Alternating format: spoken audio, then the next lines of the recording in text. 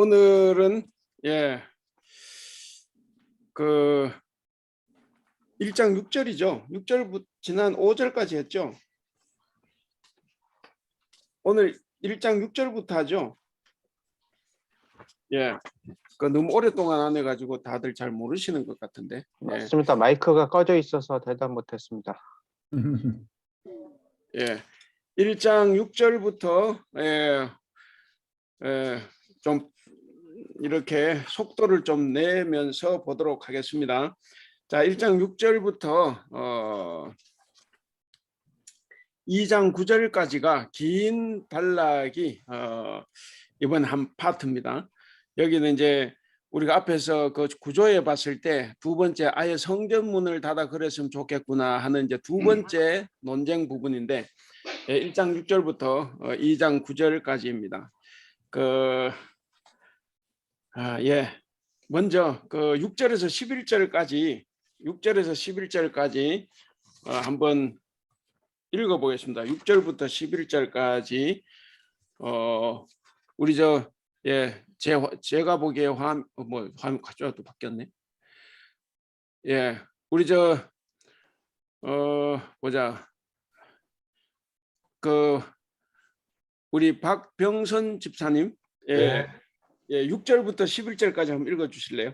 내 이름을 멸시하는 제사장들아, 나 만군의 여호와가 너희에게 이르기를 아들은 그 아버지를 종은 그 주인을 공경하나니 내가 아버지일진데 나를 공경함이 어디 있느냐, 내가 주인일진데 나를 두려워함이 어디 있느냐 하나, 너희는 이르기를 우리가 어떻게 주의 이름을 멸시하였나이까 하는도다.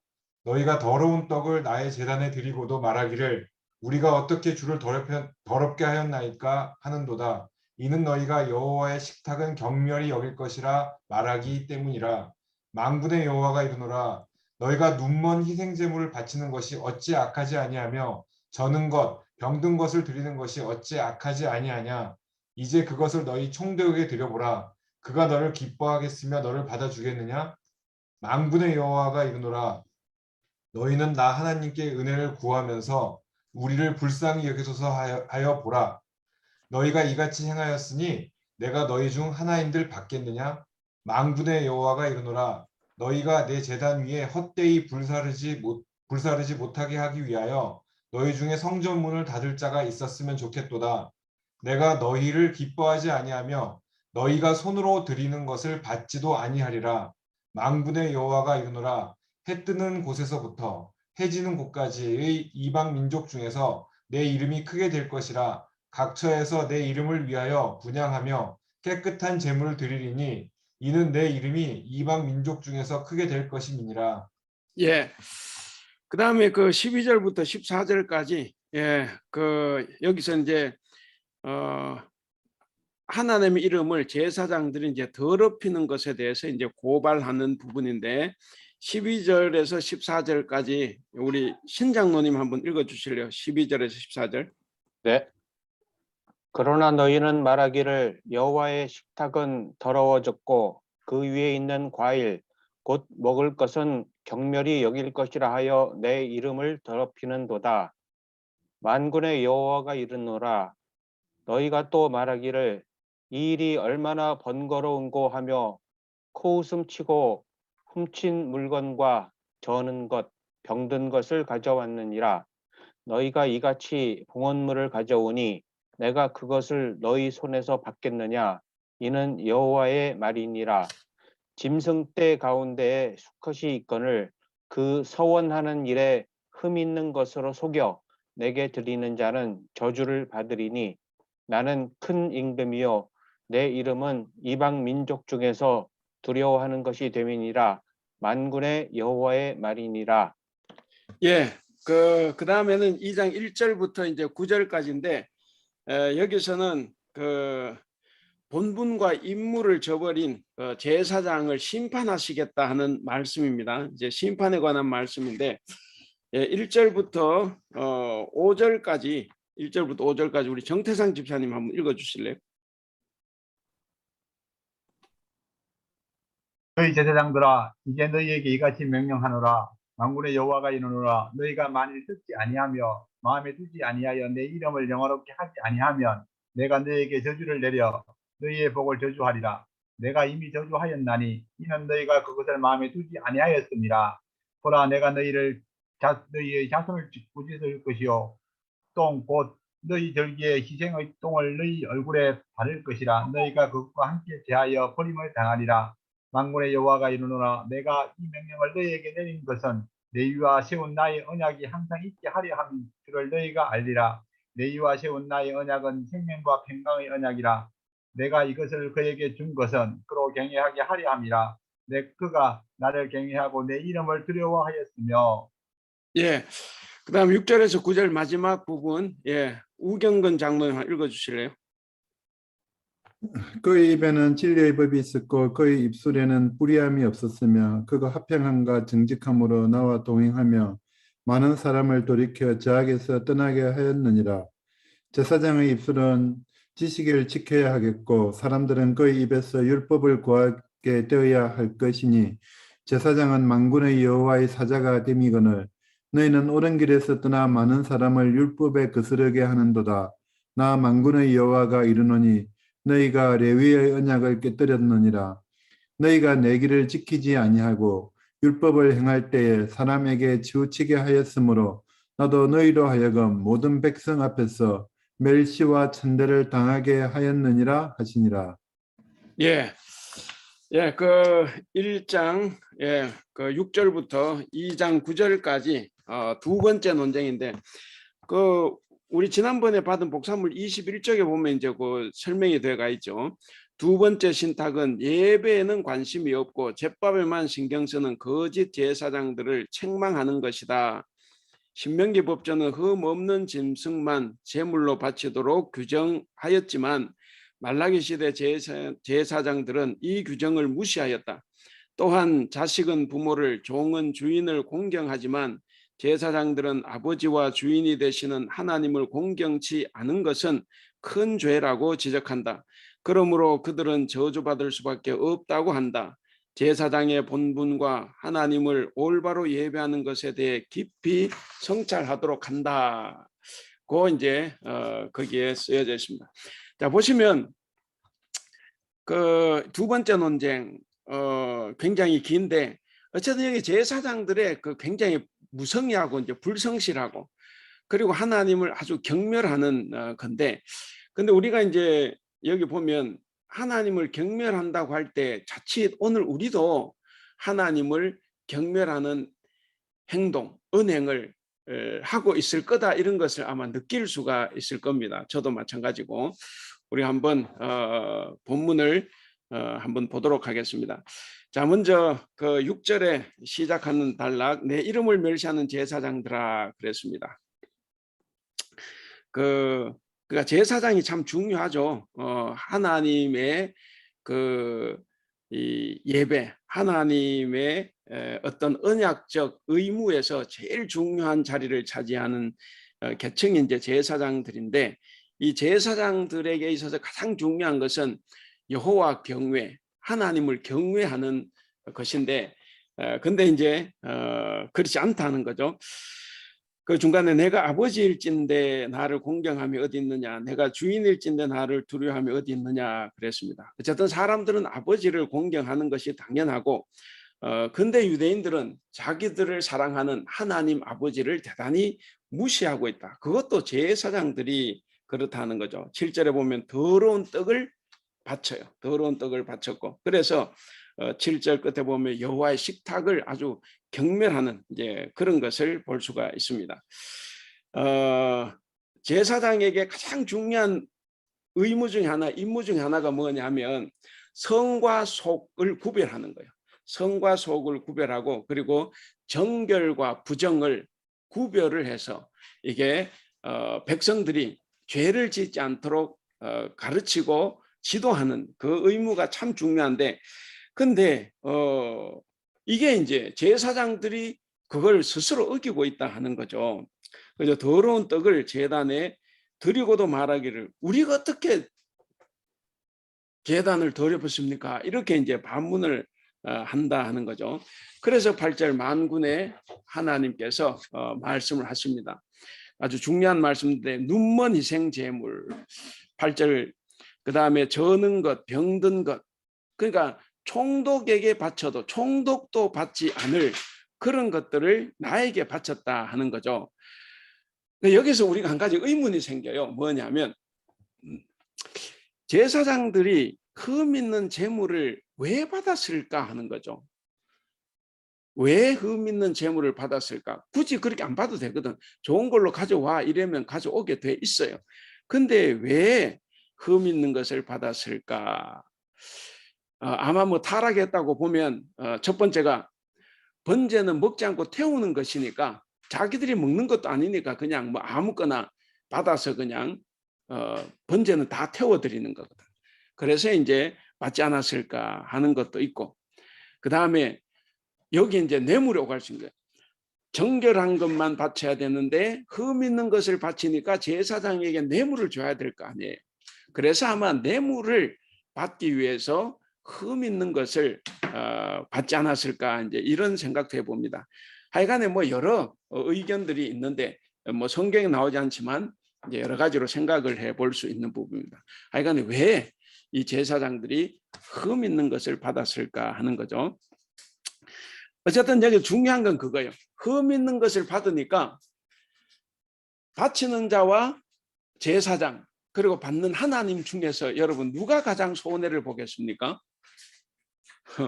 바치는 자도 좋잖아요. 흠 있는 거 바쳐도 되고.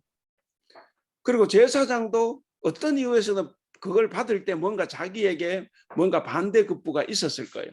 그러니까 사람들은 다 좋았는데 문제는 여기서 손해보는 것은 하나님만 손해보는 구조가 돼 있다 하는 것을 우리가 이제 짐작해 볼 수가 있습니다.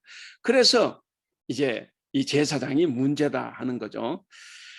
그러니까 항상 우리가 이제 이런 걸 볼 때 오늘날 우리 교회에서도 이제 자주 느끼는 건데 이런 거죠. 분명히 기준이 있어요.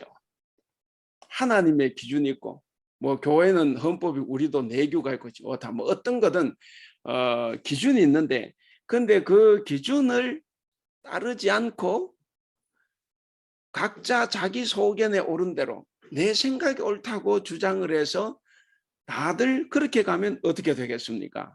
그러면 이게 이제 정말 문제가 끝이 없죠. 그래서 뭔가 규정이 있을 때 그 규정을 지키는 것이 제사장의 도리인데 이들이 그렇게 하지 못했다 하는 것을 알 수가 있습니다. 그래서 9절에 만군의 여호와가 말씀하십니다. 너희는 나 하나님께 은혜를 구하면서 우리를 불쌍히 여기소서 하여 보라. 너희가 이같이 행하였으니 내가 너희 중 하나인들 받겠느냐. 그러니까 뭔가 재물, 요즘 말로 예배, 그리고 사심 없는 예배, 그리고 말씀을 실천하는 그런 행동, 그런 것이 있지 않고 그냥 은혜를 구한다고 하면 하나님 그걸 들어주시겠냐 하는 거죠. 그 10절에 보면 하나님께서 그럽니다.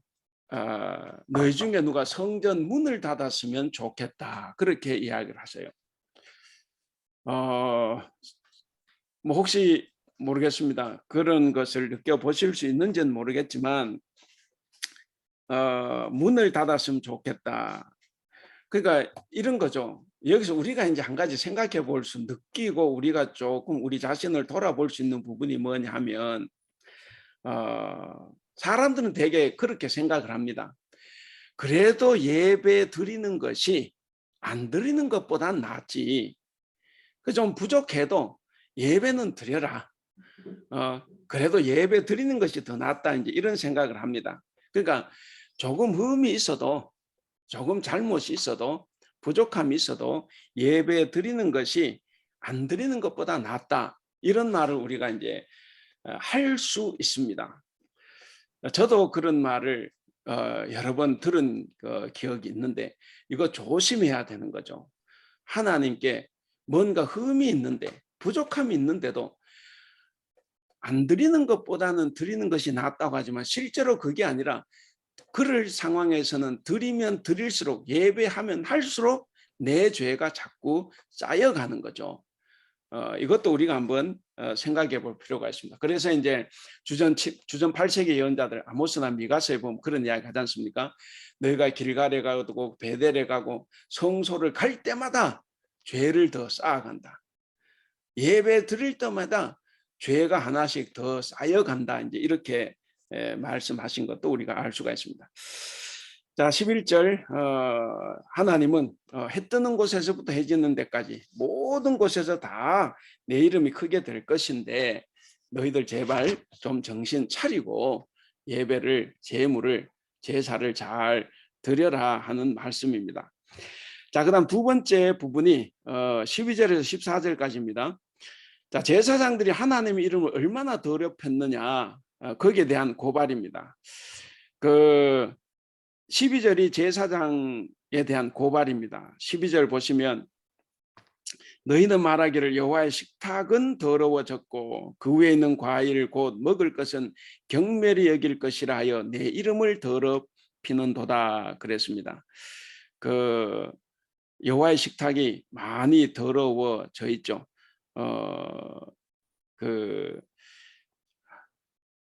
아까 앞에서 본 대로 재물이 그렇기 때문에. 그리고 이제 13절을 보시면 고발에 대한 증거입니다. 그 만군의 여호와가 이르노라 너희가 또 말하기를 이 일이 얼마나 번거로운가 하며 고숨치고 훔친 물건과 저는 것 병든 것을 가져왔느니라. 그러니까 얼마나 번거로운고 그럴 때 그냥 짜증나고 귀찮다 하는 거죠. 이 예배가 이 제사가 얼마나 귀찮고 짜증나냐. 왜 이런 걸 자꾸 해야 되는지 모르겠다 하는 이제 그런 소리죠. 그래서 요 이제 아까 8절에서도 언급이 있었는데 그 8절과 13절의 다른 부분은 여기 저는 것 병든 것 있죠. 13절 끝에. 근데 13절에서 하나 추가된 것은 훔친 물건이에요. 8절에는 보면 훔친 물건이 없는데 여기서 훔친 물건이 들어가 있습니다. 그러니까 제사장들이 어떻게 이걸 훔쳤는지 알았는지는 모르겠어요. 하여간에 중요한 것은 뭐 성가시다, 짜증나다, 기분 나쁘다, 번거롭다 이런 것 때문에 도적질을 해서 그 바치는 사람이 도둑질을 해서 가져왔는데도 그것을 바로 잡아주지 않았다 하는 거죠. 그냥 받아주는 거예요. 그래서 하나님의 식탁을 경멸히 여기고 그 제사를 아주 우습게 여기는 그런 제사장들의 모습을 이야기를 합니다. 그래서 13절은 죄가 뭐냐 하는 것을 사실적으로 보여주는 부분이다. 이제 그렇게 볼 수가 있습니다. 그러니까 13절을 이렇게 보면 제사장들의 태도가 어떻습니까? 뭐 요즘 같으면 이제 목사, 이런 목사의 태도가 어떠냐? 그냥 한심하죠. 한심하고 그냥 비참한 거죠. 왜 저렇게 하고 사나? 그런 생각이 들어요. 그런 생각이 드는데 들면서도 나도 저런 적은 없을까? 이런 생각도 더불어 해봅니다. 어쨌든 13절 그런 말씀이 있습니다. 그 13절 끝에 보면 너희가 이같이 봉헌물을 가져오니 내가 그것을 너희 손에서 받겠나 이제 그렇게 말씀을 하십니다. 그 다음에 14절을 보시면 14절은 그거예요. 이 이스라엘 백성들이 얼마나 못났냐 하면 열방 다른 이방 나라보다도 더 못하다 하는 것을 이제 말씀을 합니다. 거기에 짐승떼 가운데서 수컷이 끈을 그 서원하는 일에 흠 있는 것으로 속여 내게 드리는 자는 저주를 받으리니 그랬습니다. 여기 보면 저주의 대상이 제사장만이 아니라 평신도 그러니까 예배하는 자들까지 다 포함하고 있습니다. 그 서원하는 일에 흠 있는 것 속여 내게 드리는 자 그래서 제사장을 고발하는 부분인데 일반 성도들도 여기에 들어 있습니다.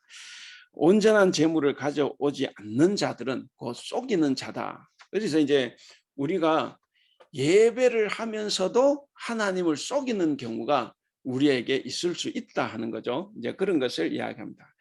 그래서 나는 큰 임금이요 내 이름은 이방 민족 중에서 두려워하는 것이 대민이라 그랬습니다. 그래서 유다가 이스라엘이 열방보다도 못한 나라다 하는 것을 말하고 있습니다. 그러니까 무슨 말씀인지 알죠?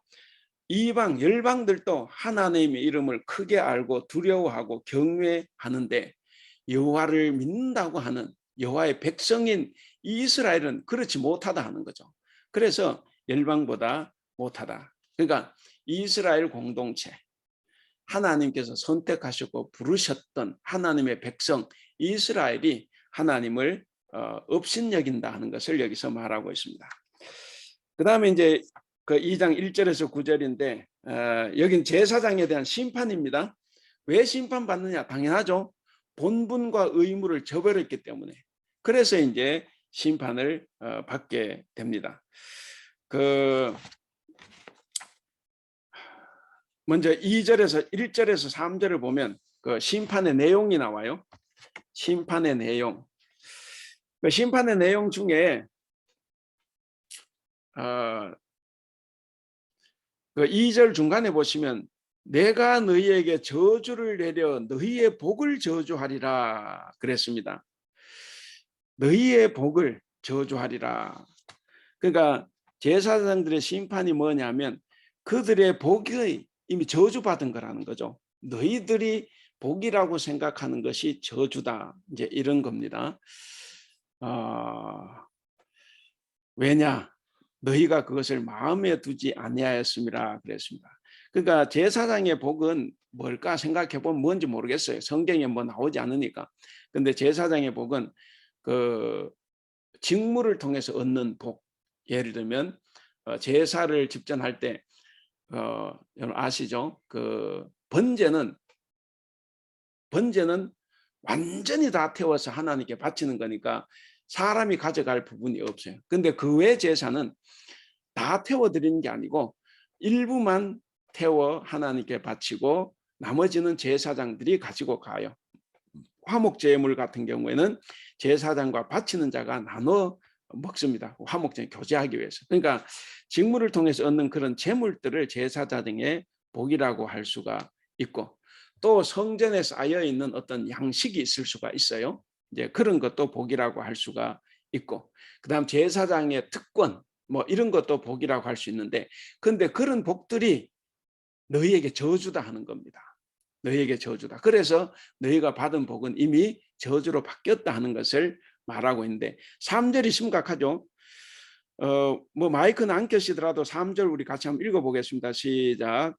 보라 내가 너희의 자손을 꾸짖을 것이요 똥 곧 너희 절기의 희생의 똥을 너희 얼굴에 바를 것이라 너희가 그것과 함께 제하여 버림을 당하리라. 심각하죠. 똥이 뭡니까? 똥은 가장 더러운 거다. 반대로 제사장은 하나님 앞에서 가장 거룩한 신분이다. 거룩하다.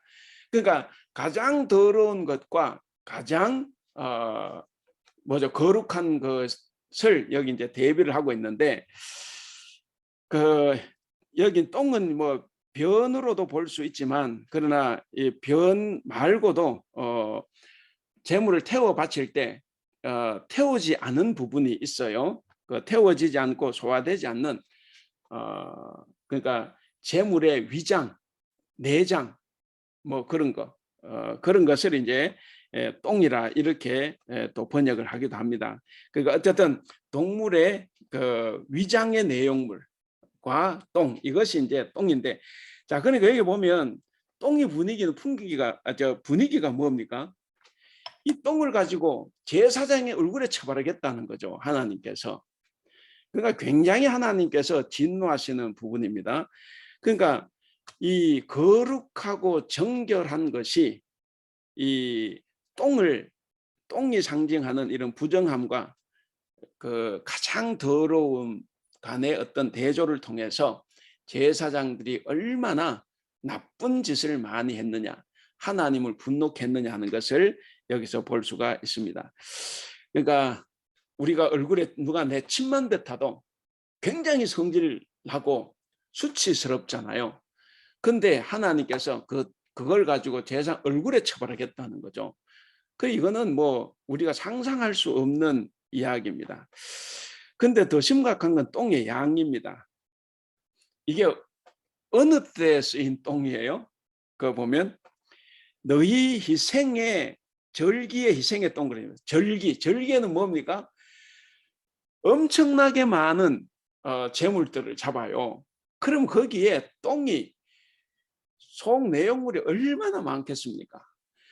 그러니까 그것으로 얼굴을 쳐바르니까 그러면 이거는 완전히 이 전신을 다 바르고도 남을 그런 양이죠. 그러니까 우리말로 쉽게 말하면 하나님께서 그거예요. 내 너희 놈들을 똥통에다가 처박아 버리겠다 하는 이제 그런 말씀을 하나님께서 하십니다. 그래서 이만큼 이들이 얼마나 하나님을 업신여겼느냐 하는 것을 이제 볼 수가 있습니다. 그런데 하나님께서는 여기서 멈추지 않아요. 이 사람들을 똥통에 처박는 것으로 멈추지 않고 아예 똥통을 치워버리잖아요. 똥을 치워야죠. 그러니까 똥을 치우듯이 이들도 성전에서 다 치워버리겠다고 말씀합니다. 4절에 보면 그렇죠. 그 하나님의 강렬한 분노가 이제 상상이 되는데 4절에 만군의 여호와가 이르노라 내가 이 명령을 너희에게 내린 것은 레위와 세운 나의 언약이 항상 있게 하려 함인 줄 너희가 알리라. 레위와 세운 나의 언약은 생명과 평강의 언약이라. 내가 이것을 그에게 준 것은 그로 경외하게 하려 함이라. 그러니까 경외하기 위해서 그렇게 했는데 너희들은 나를 경외하지 않았다는 거죠. 그래서 이들을 하나님께서는 8절에 가면 6절을 보면 과거의 레위인은 어땠느냐 하는 것을 소개를 합니다. 지금 레위인 말고 과거의 레위인들은 그의 입에는 진리의 법이 있었고 그의 입술에는 불의함이 없었으며 그가 화평함과 정직함으로 나와 동행하며 많은 사람을 돌이켜 죄악에서 떠나게 하였느니라. 자, 이거요. 그러니까 옛날에 모범적인 레위인들은 이렇게 했다고 하나님께서 소개를 하죠. 그러면서 7절을 보시면 제사장들의 이상적인 모습을 그리고 있습니다. 제사장의 입술은 지식을 지켜야 하겠고, 지식 대단히 중요하죠. 호세아 4장 2절에 보면 이 백성들이 망하는 것이 왜 망한다 그럽니까? 하나님을 아는 지식이 없어서. 모두가 다 자기 소견에 옳은 대로만 했지 하나님을 아는 지식이 없었어요. 그래서 그렇게 열심히 믿고 열심히 제물 바치고 열심히 제사 지냈는데 근데 하나님은 이스라엘, 유다를 망가뜨리겠다는 거죠. 왜? 나를 알고 제사를 지내고 예배를 해야 되는데 나를 전혀 알지 못하고 그런 일을 했기 때문에 그래서 이제 망하게 하겠다는 건데 근데 정말 이상적인 제사장의 모습은 그거예요. 제사장의 입술은 지식을 지켜야겠고 사람들은 그의 입에서 율법을 구하게 되어야 할 것이니 그랬습니다. 율법을 그들의 입에서 구한다. 그들은 만군의 여호와의 사자가 되었다. 근데 8절을 보시면 이제 8절 9절이 근데 너희들은 그렇지 않다는 거예요. 6절 7절에서 정말 올바른 제사장의 모습을 말씀하시고 8절 9절에서는 또 반대 이야기입니다.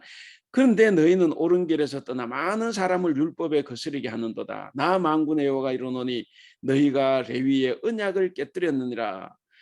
9절 너희가 내 길을 지키지 아니하고 율법을 행할 때 사람에게 치우치게 하였으므로 나도 너희로 하여금 모든 백성 앞에서 멸시와 천대를 당하게 하겠다. 그렇게 이야기합니다. 그러니까 너희들도 백성들 앞에서 나의 이름을 경멸했고 나를 무시했고 나를 정말 멸시와 천대를 받도록 했는데 나도 너희에게 똑같이 하겠다는 거죠. 똑같이 나도 너희를 모든 백성들 앞에서 그렇게 하겠다. 이렇게 이제 이야기를 하고 있습니다. 하여간에 말라기는 다른 어떤 예언자들보다도 봉헌물에 대해서 굉장히 많은 그 이야기를 하죠. 하여간 제물을 드리는 자들의 문제가 뭔가 하는 것을 아주 심각하게 다루고 있습니다. 그래서 그 두 번째 그 논쟁이 아까 말씀드린 것처럼 1장 6절에서 2장 9절까지 하나님께서 아예 성전 문을 너희 중에 누가 성전 문을 닫아 걸었으면 좋겠다 하는 것이고, 성전은 누가 있느냐? 제사장이 거기서 제사를 집례하죠. 그래서 이제 제사장들의 죄가 고발이 된 부분입니다. 그 뭐 여기서 우리가 이제 그 한두 가지 메시지 교훈을 찾아보면, 첫째는 공경과 두려움이 결여된 예배는 하나님을 멸시하는 행위다 하는 겁니다. 두려움과 공경이 없는 예배. 오늘날 우리도 쉽게 빠질 수 있는 부분입니다. 나의 잘못이 가득하고 뭔가 내가 부족하고 뭔가 그런 것이 있는 걸 알면서도 안 그런 척하고 나와서 예배하고, 뭔가 내가 하나님을 속이는 행위를 할 때, 그럴 때 우리가 열심히 예배는 드리지만 근데 그것이 하나님을 멸시하는 행위가 될 수 있다는 것을 우리가 꼭 기억을 해야 되겠습니다. 그래서 가장 중요한 건 그거예요. 예배는 어떻게 해야 되느냐? 하나님을 두려워하는 마음을 가지고 해야 됩니다. 이거는 기독교 진리예요. 시편 2편 11절에 보면, 시편 2편 11절에 보면 하나님 앞에서는 떨며 즐거워하라 그랬습니다. 이거는 서로 반대가 되죠. 떠는데 어떻게 즐거워합니까? 근데 즐거워하는데 왜 떱니까? 경외라는 게 그러잖아요. 경외. 저는 경외가 전에 우리말로 모를 때는 경외가 뭔가 싶으면 경외 순 우리말로 하니까 두려움이지 않습니까?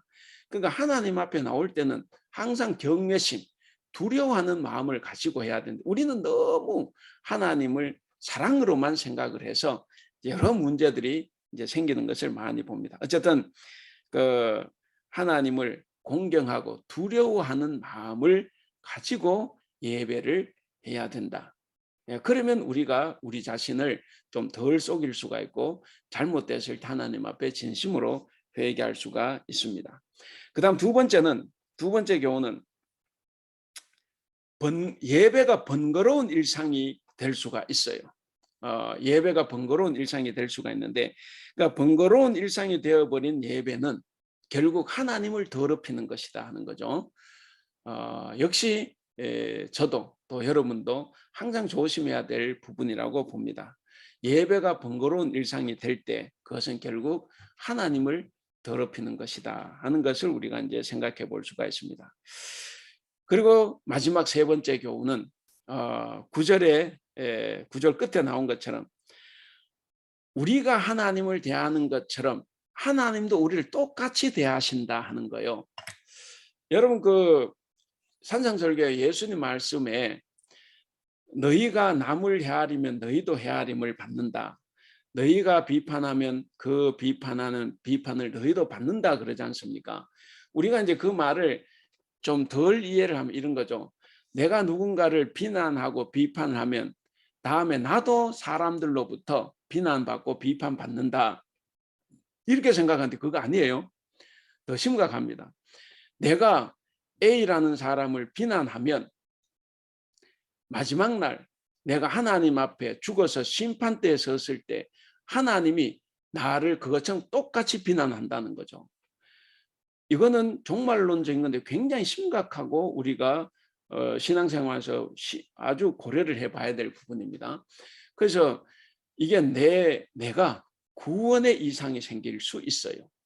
그래서 내가 남을 비난하고 남을 헤아리고 남을 차별하면 반드시 하나님도 마지막 때에 나를 비난하시고 차별하시고 그리고 비판하시고 정죄하시고 나를 헤아리신다 하는 겁니다.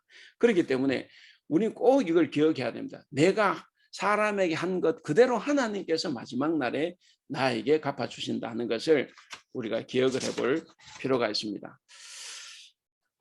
자, 그 다음에 이제 세 번째 논쟁 부분이죠. 이건 이제 혼인에 관한 이야기입니다. 2장 10절에서 16절까지 여기서 이제 결혼의 신성함을 지켜라 그랬습니다. 제가 지난번에 나눠드린 그 복음 21쪽에 보시면 3번 결혼의 신성함을 지켜라 그랬습니다. 그래서 이방 여자를 아내로 맞이함으로써 이스라엘 공동체 이방신 숭배를 도입하는 자들을 책망을 하고, 그리고 이방 여인과 결혼하기 위해서 조강지처를 버리는 이런 것을 고발하는 부분입니다. 이걸 통해서 결혼이란 뭔가 하는 것을 우리에게 또 알려주는 부분이기도 합니다. 10절에서 16절까지 먼저 10절에서 12절 한번 읽어보겠습니다. 우리 강연빈 집사님 혹시 읽을 수 있나요? 2장 10절에서 네. 12절까지. 예. 우리는 한 아버지를 가지지 아니하였느냐? 한 하나님께서 지으신 바가 아니냐? 어찌하여 우리 각 사람이 자기 형제에게 거짓을 행하여 우리 조상들의 언약을 욕되게 하느냐? 유다는 거짓을 행하였고 이스라엘과 예루살렘 중에서는 가증한 일을 행하였으며 유다는 여호와께서 사랑하시는 그 성결을 욕되게 하여 이방신의 딸과 결혼하였으니 이 일을 행하는 사람에게 속한 자는 깨는 자나 응답하는 자는 물론이요 만군의 여호와께 제사를 드리는 자도 여호와께서 야곱의 장막 가운데서 끊어 버리시리라. 예. 그다음 두 번째 부분 13절에서 16절 여기 이제 유다 아내와 이혼을 하는 것. 방금 읽은 건 이방인과의 결혼을 이야기했고, 이제는 이방인과의 결혼하기 위해서 자기 유다 아내, 동족 아내를 버리는 것에 관한 이야기입니다. 13절에서 16절 우리 박성우 집사님 13절에서 16절 한번 읽어주실래요? 네. 너희가 이런 일도 행하나니 곧 눈물과 울음과 탄식으로 여호와의 제단을 가리게 하는도다. 그러므로 여호와께서 다시는 너희의 봉헌물을 돌아보지도 아니하시며 그것을 너희 손에서 기꺼이 받지도 아니하시거늘 너희는 이르기를 어찌 됨이니까 하는도다. 이는 너와 내가 어려서 맞이한 아내 사이에서 여호와께서 증인이 계시기 때문이라. 그는 네 짝이요 너와 서약한 아내로 돼 네가 그에게 거짓을 행하였도다. 그에게는 영이 충만하였으나 오직 하나를 만들지 아니하셨느냐? 어찌하여 하나만 만드셨느냐? 이는 경건한 자손을 얻고자 하심이라. 그러므로 내 심령을 삼가 지켜 어려서 맞이한 아내에게 거짓을 행하지 말지니라. 이스라엘의 하나님 여호와가 이르노니 나는 이혼하는 것과 옷으로 학대를 가리는 자를 미워하노라. 만군의 여호와의 말이니라. 그러므로 너희는 너희 심령을 삼가 지켜 거짓을 행하지 말지니라. 예. 자, 잘못된 혼인에 관한 이야기입니다. 뭐 내용은 읽어보신 대로 쉽게 되어 있습니다. 먼저 10절에서 12절 이방인과의 결혼인데 10절은 하나님 책망하시는 부분이죠. 10절은 하나님 책망하시는데 한 아버지를 가지지 아니하였느냐 그랬습니다. 그러니까 이건 무슨 이야기냐면 이스라엘은 하나님 아버지 한 아버지를 모시고 있잖아요. 그러니까 모두가 다 한 형제 자매다 하는 거죠. 그러니까 우리 그리스도인들은 대만에 와도 뭐 아프리카에 가도 우리 그리스도인은 다 한 형제 자매 가족이라고 하지 않습니까? 왜냐? 한 아버지이신 하나님을 우리가 모시고 살아가기 때문에, 그래서 우리는 다 한 형제고 자매다 하는 거죠. 이스라엘에서는 이제 이것이 굉장히 강하고, 그래서 동포들끼리 형제들끼리 서로 우애 있게 형제를 가지고 살아야 되는 거예요. 이런 중차대한 의무가 있는데, 근데 이제 이방 여인과 결혼하기 위해서 동족 아내를 강제 이혼을 시켜서 내쫓았다. 이건 굉장히 문제가 큰 거죠. 그래서 10절 그 중간에 그랬지 않습니까? 우리 각 사람이 자기 형제에게 거짓을 행하였다. 거짓을 행하였다. 그랬습니다. 형제, 동족 이스라엘에게 거짓을 행했다. 그랬습니다. 그다음 11절 유다는 거짓을 행하였고 그리고 가증한 일을 행하였다 그랬습니다. 중간에 유다는 여호와께서 사랑하시는 그 성결을 욕되게 하여 이방 신의 딸과 결혼했다. 이방에서 들어오는 여인들은 다 그 우상을 하나씩 가지고 들어오죠. 이게 이제 어떻게 보면 시초가 솔로몬이지 않습니까? 솔로몬이 이제 외교적으로 이제 나라를 좀 튼튼하게 하고 이제 그렇게 하기 위해서 결혼 동맹을 맺었는데, 그래서 이방 왕의 공주들과 결혼할 때마다 이제 그게 우상이 하나씩 들어왔지 않습니까? 여기도 이제 똑같은 이야기를 합니다. 그 이방 신의 딸, 그러니까 이방 여인과 결혼했다 하는 이야기입니다. 그러니까 이런 것은 굉장히 이제 가정한 이야기죠. 그래서 그 11절에 보시면 거짓을 행하고 가증한 일을 행했다 그랬습니다. 이 그 가증하다 이 말이 성경에 쓸 때는 꼭 쓸 때 그 뭐라 그러죠? 그 쓰임새가 있어요. 뭐냐면 꼭 이방 신과 연관시켜서만 가증하다고 이야기합니다. 그러니까 우상 숭배 이런 것을 이야기할 때 가증하다고 하는데, 근데 이방 여인과 혼인하는 것을 가증하다고 한 것은 뭐냐면 이방 여인들이 그들의 신을 가지고 들어오기 때문에 이제 그런 측면이 있다는 것을 우리가 기억을 할 필요가 있겠습니다. 그 다음에 12절에 이 일을 행하는 사람에게 속한 자는 깨는 자나 응답하는 자는 물론이요 만군의 여호와께 제사를 드리는 자도 여호와께서 야곱의 장막 가운데 끊어버리시리라. 그렇죠? 예.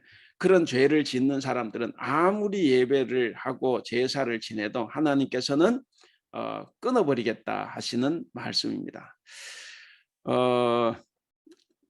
그 보면은 깨는 자나 응답하는 자 그랬잖아요. 깨는 자나 응답하는 자. 이게 이제 그 뭐 이게 뭔 말을 하는지 잘 모른다. 이게 보통 이제 학자들 이야기가 그겁니다. 그래서 이제 이걸 번역할 때마다 번역하는 성경들마다 다 달라요. 우리는 이제 깨는 자나 응답하는 자는 물론이요 그랬지만 공동 번역을 보면 멀쩡한 정신으로 조화라고 그런 짓을 하는 것들 이렇게 번역을 했고, 그 다음에 표준세 번역은 그가 어떤 사람이든지 이렇게 번역을 했고, 영어 성경 NIV는 그가 누구이든지 간에 뭐 이렇게 번역을 했고, 그 다음에 RSV는 정인과 응답이든 간에, 그러니까 이게 명확하지 않으니까 이제 이게 번역을 하는 나라 성경마다 이렇게 약간씩 차이가 있다 하는 것을 봅니다. 그러나 뭐 전체 내용을 이해하는 데는 별 이상이 없죠. 자, 그리고 두 번째 유다 아내와의 이혼입니다. 그 13절을 보시면 13절을 표준세 번역으로 공동 번역으로 읽으면 이렇습니다. 13절 공동 번역. 너희가 저지른 또 한 가지 일이 있다. 너희는 제물을 드려도 야훼께서 굽어보지도 않으시고 다시 받아주지도 않으신다면서 울고 불고 눈물로 야훼의 제단을 적시며 그랬습니다. 그러니까 뭐 하나님께서 제물을 드려도 바치지 않는다, 돌아보지도 않는다, 이제 이렇게 하는데 왜 그렇다는 겁니까? 14절에 나왔죠. 너희가 젊었을 때, 어렸을 때 맞이한 동족 아내를 강제로 이렇게 이혼을 하고 이제 이방 여인과 결혼하는 것은 좀 더 신분 상승을 위해서 하는 거예요. 그래서 너희가 제사를 드려도 내가 받지 않는다 하는 겁니다. 예, 15절도 마찬가지 말씀입니다. 그 15절 끝에 보면 그렇겠죠. 그러므로 내 심령을 삼가 지켜 어려서 맞이한 아내에게 거짓을 행하지 말라. 그래서 젊어서 맞이한 아내, 어려서 맞이한 아내를 성심을 다해서 같이 살아가야지 그렇게 하면 안 된다는 거죠.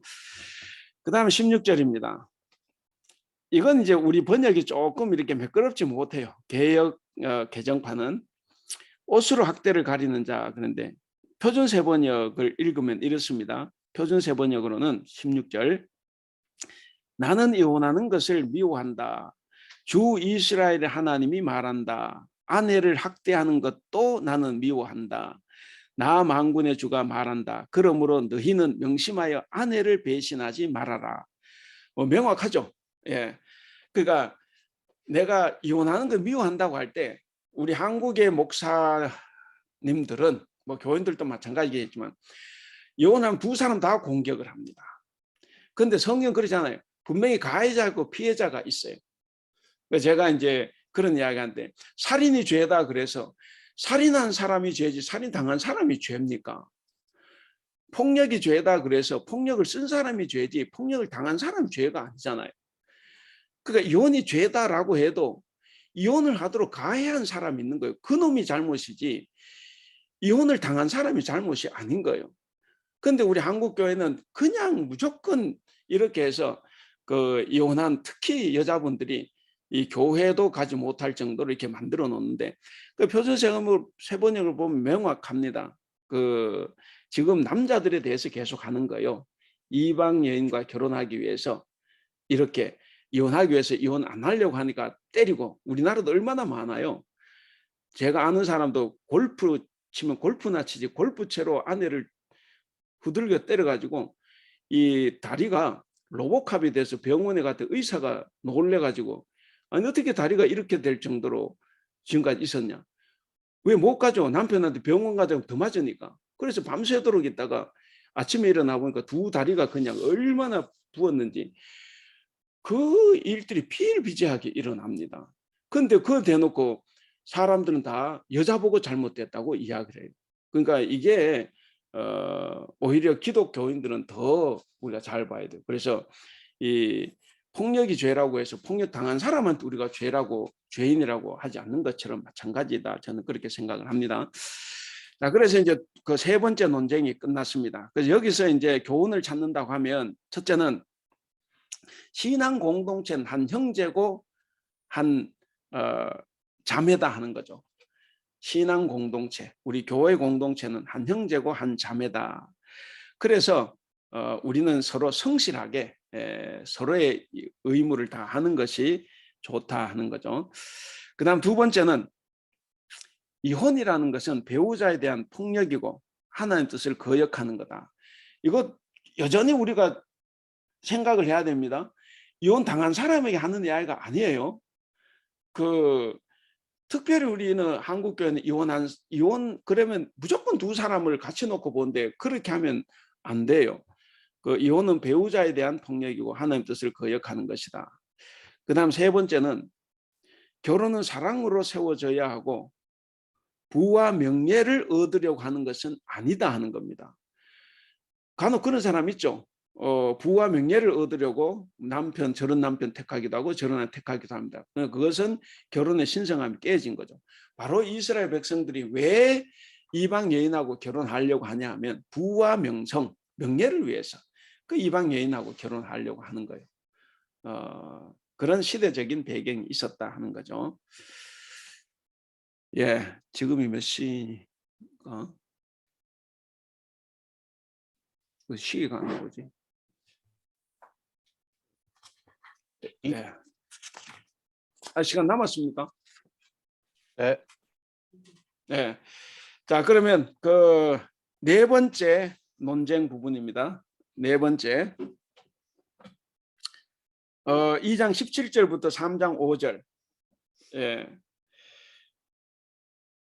거기는 이제 하나님의 정의에 관한 논쟁인데 한번 읽어보겠습니다. 먼저 2장 17절. 여기서는 이제 백성들이 이제 반론을 제기하는 건데 우리 김윤정 집사님 17절 한번 읽어 주실래요? 2장 17절. 너희가 말로 여호와를 괴롭게 하고도 이르기를 우리가 어떻게 여호와를 괴롭혀 드렸나이까 하는도다. 이는 너희가 말하기를 모든 악을 행하는 자는 여호와의 눈에 좋게 보여 그에게 기쁨이 된다 하며 또 말하기를 정의의 하나님이 어디 계시냐 함이니라. 예, 그러니까 이게 백성들은 하나님의 정의를 의심하고 있어요. 뭐 우리가 그렇지 않습니까? 우리 요즘 이제 지난 대통령 선거와 이제 지나서 공정과 상식, 과연 공정과 상식을 논할 수 있는가? 뭐 여러 가지 이제 우리가 생각을 합니다. 근데 여기 백성들이 보면 하나님의 정의, 하나님의 공정과 상식을 이제 의심했다 하는 거죠. 그래서 17절에 그거예요. 왜 하나님을 배신하게 됐냐 이렇게 따질 때 하나님이 먼저 자기들을 배신했다고 생각을 하는 거예요. 뭐 우리가 계속 이제 시대 배경을 봤으니까 더 말씀은 드리지 않겠습니다. 어쨌든 잘 살게 해준다 그래 놓고 성전 건축을 하고 나면 잘 살게 해준다 그래 놓고 근데 왜 우리가 지금도 이렇게 못 사냐 이제 여기에 대해서 회의가 일어난 거죠. 그래서 이제 이 사람들이 하나님의 정의를 의심했다. 이제 그렇게 됩니다. 자, 그다음에 그 3장으로 가서 3장 1절은 하나님의 공의의 하나님이 이제 곧 도래한다 하는 것을 이야기를 합니다. 우리 그 한승익 3장 1절 한번 읽어줄래?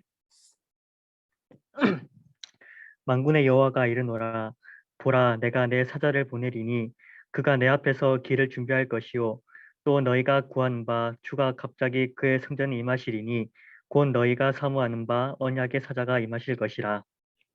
예, 그 여기서는 결국 그거예요. 뭐냐면 이건 이스라엘은 이제 더 이상 어떻게 할 수가 없다. 그래서 하나님이 직접 오셔가지고 고치겠다 하는 이야기입니다. 하나님 직접 오셔서 정화를 시키겠다 하는 거예요. 가장 먼저 레위 자손 제사장을 정화하신다 하는 것이에요. 그 이제 3절에 보면 나옵니다. 3절에 보면 이제 레위 자손을 먼저 깨끗하게 하겠다 하시는 부분이 나옵니다. 어쨌든 하나님께서는 내 사자를 보내서 직접 내가 정화시키겠다 하는 것을 이제 이야기를 하고 있습니다. 그 다음에 2절에서 4절은 그래서 이제 오셔가지고 이제 정화 심판을 하시겠다 하는 거죠. 자, 2절에서 4절을 우리 박주원 집사님 계시나요? 예, 2절에서 4절 한번 읽어주실래요? 그가 임하시는 날을 누가 능히 당하며 그가 나타나는 때에 누가 능히 서리요. 그는 금을 연단하는 자의 불과 표백하는 자의 잿물과 같을 것이라. 그가 은을 연단하여 깨끗하게 하는 자 같이 앉아서 레위 자손을 깨끗하게 하되 금, 은과 같이 그들을 연단하리니 그들의 공의로운 재물을 나 여호와께 바칠 것이니라. 그때 예, 4절. 그때 유다와 예루살렘의 봉헌물이 옛날과 고대와 같이 나 여호와께 기쁨이 되려니와. 예, 그 앞에 저 2장 17절인가 보면 정의 하나님 어디 계시냐 이렇게 하면서 이스라엘 백성들이 막 그 불만을 터뜨렸어요. 그 정의 하나님이 어디 계시냐라는 이 질문에 이제 여기서 대답을 하시는 거예요. 여기서 대답을 이제 하시는 거죠. 그가 임하시는 날 그랬고 1절에서도 이제 언약의 사자가 온다 그랬죠. 그래서 정의 하나님 어디 계시냐에 대한 답으로서 이제 주어지는데, 근데 문제는 그거예요. 항상 이스라엘 백성들은 여호와의 날, 주님의 날은 자기들이 구원받는 날로 생각하는데, 근데 유독 예언자들은 지금 이 말라기도 예언자들은 그 날이 너희가 심판을 당하는 날이라고 이야기를 합니다. 그걸 최초로 이야기했던 예언자가 이제 아모스인데, 아모스 이후로 모든 예언자들은 여호와의 날, 주님의 날을 이야기할 때 이스라엘 백성들은 자기들이 구원받는 날로 생각했지만 예언자들은 전부 다 너희들이 심판받는 날이다 이렇게 이제 이야기를 했습니다. 그래서 정의 하나님이 오시면 너희가 잘 되는 것이 아니라 너희가 이제 심판을 당한다 하는 것을 이제 이야기를 합니다. 그래서 이제 그 레위 자손을 먼저 깨끗이 정화를 해서, 그래서 이제 4절을 보는 대로 이제 고대와 같이 이제 기쁨으로 제물이 바쳐지고 이제 온전히 예배가 회복된다는 것을 말하고 있습니다. 그다음에 3장 5절은 그 정화 심판이 있고, 그다음에 3장 5절 멸망을 심판하는 겁니다. 멸망을 심판하는 건데 사람이 보이지 않고, 우리 정태상 집사님 5절 한번 읽어주실래요? 내가 심판하는 너에게 임할 것이라. 점치는 자에게와 간음하는 자에게와 거짓 맹세하는 자에게와 품꾼의 살게 대하여 억울하게 하며 과부와 고아를 압제하며 나그네를 억울하게 하며 나를 경외하지 아니하는 자들에게 속히 정언하니라. 만군의 여호와가 말하였느니라. 예, 여기서 중요합니다. 공의 하나님이 멸망을 심판하는 건데 역시 마찬가지 2장 17절 정의 하나님 어디 계시냐라고 이제 이스라엘 백성들이 반문을 했는데 거기에 대한 답이 이제 여기에 나오는 거예요. 어쨌든 여기서 보면 이제 점친 자, 간음한 자, 거짓 맹세한 주 이런 자들을 정화하겠다 하는 거죠. 그래서 여기서 우리가 이제 간단하게 좀 보면 이 3장 5절까지 해서 이제 교훈을 하나 찾으면, 교훈을 두 가지로 찾으면, 첫째는 공동체의 회복은 지도자들의 정화에서 시작된다. 3장 3절 이야기죠. 그러니까 지도자에 대한 책임이 굉장히 중하다는 것을 여기서 우리가 알 수가 있습니다. 그래서 하나님께서는 지도자들을 심판을 해서, 그러니까 정화를 해서 예배가 회복되기를 원하신다 하는 것을 우리가 알 수가 있습니다. 그 다음에 두 번째 교훈은 이제 5절에 나왔는데, 사회적 약자는 공동체의 공익성을 가늠하는 척도가 된다 그랬습니다. 공의성. 사회적 약자는 공동체의 공의성을 가늠하는 척도다. 그래서 모든 정치인들은 다 국회의원은 대통령이든 뭐 지방자치단체장이든 뭘 할 때 반드시 가난한 자, 약자를 대변하겠다고 다 이야기를 하죠. 실제로 안 하더라도 운동 때는 다 하죠. 그래서 꼭 재래시장을 찾아가고 무슨 양로당 경로원을 찾아가거나 뭐 이렇게 장애인 시설 찾아가거나 그렇죠. 근데 이렇게 보면 역시 인간은 안 돼요. 역시 하나님이 이제 그렇게 하시는데, 그러니까 하나님을 믿는 우리 성도들은 이 일에 우리가 중점을 둬야 된다는 거죠. 사회적인 약자. 그래서 점치는 자, 거기 보면은 멸망할 수밖에 없는 악행을 5가지로 분류를 했죠. 첫째 점치는 자, 둘째 간음하는 자, 셋째 거짓 증언하는 자, 넷째 일꾼의 품삯을 떼어먹는 자, 다섯째 과부와 고아를 억압하고 나그네를 학대하는 자 그랬습니다. 그래서 사회적인 약자를 억압하는 것이 일상사가 된 이 사회는 멸망을 받게 된다 하는 것을 여기서 말씀하고 있습니다. 그래서 정의 하나님이 어디 계시냐라고 이렇게 비아냥됐던 그들에게 정작 정의를 찾아볼 수 없었다는 거죠. 정작 정의를 찾아볼 수 없었다. 그들이 말하는 정의가 있었을지는 몰라도 하나님께서 바라시는 정의는 없었습니다. 그래서 하나님은 그 공의의 척도를 가지고 이들을 다 심판하시겠다 하는 것을 보여줍니다. 그래서 우리가 꼭 기억해야 되는 것, 하나님의 공의는 사회적 약자들이 어떤 대우를 받느냐 하는 것이 이제 척도가 된다 하는 거죠. 그래서 항상 우리가 교회를 다니지만 특히 이제 이 정치적인 행위, 제가 전에도 말씀드렸지만 우리 누구를 선택을 해도 관계는 없어요. 다만 우리 머릿속에 꼭 기억해야 되는 것은 신앙적인 관점이에요. 누가 약자를 대변하느냐, 거기에 따라서 우리가 판단을 하면 전 된다고 봅니다. 그렇기 때문에 꼭 기억을 해야 돼요. 하나님께서는 구약에서, 신약에서 예수님 항상 이 약자를 어떻게 대하느냐에 따라 가지고 하나님께 우리를 대하시는 것이 완전히 달라진다는 것을 꼭 기억할 수 있기를 바랍니다.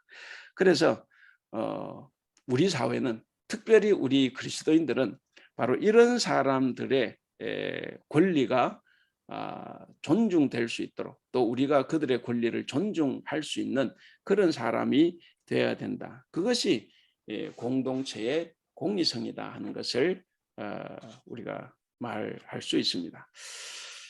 자, 오늘 요까지 하면서 끝내면서 어쨌든 우리의 신앙을 한번 돌아볼 수 있기를 바랍니다. 우리도 신앙생활하면서 뭐 그럴 때 있을 거라고 봅니다. 정말 하나님이 계신가? 정말 하나님이 공의로우신가? 공의로우신 하나님이 계시면 왜 이럴까? 왜 내가 이렇게 열심히 하는데 왜 나에게 이렇게 하실까? 뭐 이런 생각들 때문에 우리가 하나님 불평했을 수도 있고 또 불만했을 수도 있습니다. 그런데 우리가 성경 말씀을 통해서 보면 하나님이 정말 우리의 기도를 듣고 오신다고 하면 내가 먼저 심판받을 수 있다 하는 거죠. 내가 먼저. 그래서 우리가 그런 불평 불만이 있을 때 더더욱 우리가 우리 자신을 한번 돌아봐서 나에게 무슨 잘못이 없는가, 나만 항상 이렇게 소외당하고 뭐 이렇게 살았는 것 같다고 생각했는데 사실 돌아놓고 보면 나보다 훨씬 더 차별받고 억압받고 존중받지 못한 사람들이 더 많은데 나에게만 매몰되지 않았을까 하는 것. 그래서 우리 자신을 한번 돌아보는 그런 계기를 우리 말라기서를 통해서 한번 볼 수가 있겠습니다. 예, 오늘 여기까지 하겠습니다. 그리고 이제 다음 주에는 하나님의 지난번 나눠드렸던 그 복사물로 마지막 부분을 하도록 그렇게 하겠습니다. 그리고 그 내일 그다음 스가랴 자료가 아마 나갈지 모르겠습니다. 한번 교회 오시거든 한번 살펴보시기 바랍니다. 예, 수고하셨습니다. 예, 예, 쉬시면서 이렇게 서로 이렇게 대화를 말씀을 나누시면 좋겠습니다. 그 좀 근본적인 오늘 말라기 내용하고 관련도 되고 또 조금 상관이 없을 수도 있는데 신학적으로 궁금해서 여쭤보는데요. 지금 말라기에 나오는 제사와 구약 시대의 제사와 우리가 신약 시대의 예배는 하나님 앞에 나가는 모습에서는 본질적으로 같은 게 있을 수 있지만 내용이 완전히 다른 거잖아요. 예. 제물이라는 건 예수님 오시고 나서는 이제 필요가 없는 거고 신약 시대의 예배의 목적은 우리가 하나님을 찬양하고 예수님의 부활을 기념하고 기쁘게 모여서 찬양하고 교제하기 위해서 모이는 게 예배라고 알고 있어요. 그렇게 되면은 우리가 신앙생활을 할 때 예배할 때 이렇게 두려운 마음으로 하나님을 막 찾아가고 내가 잘못하고 하나님 시킨 대로 못하면 벌 받고 이런 마음을 갖고 가는 예배가 과연 바람직한 태도인가라는 생각이 들고 예수님이 오신 다음부터의 우리의 예배에 임하는 마음은 정말 기뻐서 그리고 하나님을 찬양함으로써 내가 이 다음에 잘한 거 상 받고 못한 거 벌 받는 뭐 죽은 다음에 어떻게 되고 뭐 심판받고 하는 게 아니라 그냥 지금부터 천국을 누리는 게 목적이 아닌가라는 생각이 드는데 신학적으로 이렇게 생각하는 게 맞는지 여쭤보고 싶었습니다. 제가 신학을 잘 못했어요. 근데 이제 제가 볼 때 집사님은 그렇게 생각하셔도 관계가 없을 것 같아요. 제가 집사님 특별히 뭐 띄운다 그게 아니고 근데 이것을 알지 못하는 사람들이 그 생각을 가지게 되면 심각한 오류에 빠질 수가 있습니다. 그래서 이건 사람에 따라서 이제 다르고 그러니까 분명한 거는 우리는 구약 제사를 신약에 와서 하지 않아요. 다 이렇게 예수님이 오시고 예수님께서 단번에 제물이 되어서 돌아가심으로써 우리가 더 이상 동물 제사는 하지 않아요. 근데 중요한 것은 우리가 늘 고백하듯이 성경은 다 똑같은 권위를 가지고 있어요. 그래서 구약 성경도 똑같은 하나님의 말씀으로 그 권위를 가지고 있는데 그럼 구약은 어떠냐? 그 정신을 그대로 가지고 오는 거죠. 그 정신을 살리는 거죠. 그래서 우리가 하나님 앞에 나올 때 성도들은 그렇게 하고 싶어요. 사랑의 하나님이어서 기쁘고 즐겁게 이렇게 하고 싶고 아까 말씀드렸는데 어떤 사람들은 기쁘고 즐겁지만 실제로는 두려운 마음도 동시에 가지고 있습니다. 하나님 앞에서 죄를 안 짓고 그리고 더 깨끗한 양심으로 살기 위해서. 그런데 어떤 사람은 그걸 모르면 정말 사랑만 생각해서 내가 흥청망청 살아갈 수도 있어요. 뭐 흥청망청 살지 않더라도. 근데 하나님의 성품은 공의와 사랑이 동시에 작용을 합니다. 그렇기 때문에 떨며 즐거워하는 것 우리가 필요하죠. 그래서 이 신학적으로 성경적으로 치면 우리는 더더욱 하나님을 두려워하는 마음을 가져야 됩니다. 그래서 사랑이기 전에 하나님 공의로우신 분이에요. 그래서 특별히 예배할 때 하나님을 섬길 때는 우리는 두려운 마음을 동시에 가지고 가야 됩니다. 그러니까 두려운 마음을 하나님을 경외한다 그래서 떨라는 이야기는 늘 이렇게 막 무서워하고 그런 건 아니에요. 그런 건 아니지만 그러나 내가 잘못됐을 때 그 잘못된 결과로 인해서 벌어지는 참상은 우리가 이제 생각을 해야 되죠. 신앙생활하면서. 그래서 늘 우리는 하나님 앞에서 더 경건하게 살아가야 되고 그러기 위해서는 더 두려운 마음을 가져야 되는 것이 더 정상입니다. 그래서 어쨌든 내용은 다 바뀌었어요. 예, 예수님 오셔 다 바뀌었다. 그러나 그 정신은 우리가 살려야 되고 우리가 이제 뭐 오늘 11조를 안 했지만 그 간혹 사람들 중에 11조는 구약의 건데 신약에 와서 꼭 그걸 해야 되냐 이제 이렇게 이야기를 하는 분들도 많아요. 근데 그렇게 말하는 분들은 다 원래 11조 안 하는 사람들이에요. 하는 사람들은 그렇게 이야기하지 않습니다. 근데 이제 하든 안 하든 이제 신학적으로 성경적 어떠냐가 또 중요하죠. 근데 예수님 어쨌든 그것도 하고 저것도 하라고 했으니까 그것도 하는 것이 좋죠. 예수님 그렇게 말씀하셨으니까. 근데 이제 오히려 그 신약 학자들은 뭐라고 이야기를 하냐면 율법 시대는 10분의 1만 하면 됐어요. 근데 지금 은혜의 시대이기 때문에 지금은 10분의 1이 아니라 10분의 2, 10분의 3도 해야 된다고 이야기를 하는 거죠. 왜냐? 은혜의 시대이기 때문에. 그래서 더 많은 것을 하나님께 바칠 수 있어야 된다라고 이제 그렇게 주장하는 신약 학자들도 들어 있어요. 그러니까 이제 그런 걸 떠나서 어쨌든 우리가 그 신앙 정신은 지금에도 되살릴 필요가 있다 그렇게 생각을 합니다. 예, 어쨌든 뭐 다른 이야기 할 것도 없이 저 마찬가지입니다. 저도 이렇게 목사이기 때문에 그 하나님 앞에서 정말 윤리적으로 신앙적으로 이 잘못하는 것이 있나 없나 하는 것은 늘 저를 돌아보게 합니다. 왜냐? 하나님은 두려운 하나님이에요. 우리는 항상 그 생각을 해야 내가 하나님을 더 기쁨으로 섬길 수 있게 된다 하는 것이 제 생각입니다. 죄송합니다. 또 대화를 한번. 제가 죄송한데 한마디만 더 여쭤볼게요. 제가 솔직히 인간적으로 하나님이 특히 구약에서 아주 심하게 경고를 하시는 말씀이 많잖아요. 예. 특히 예언서들은 다 너네 뭐 이 다음에 뭐 오늘도 똥칠한다고 나오고.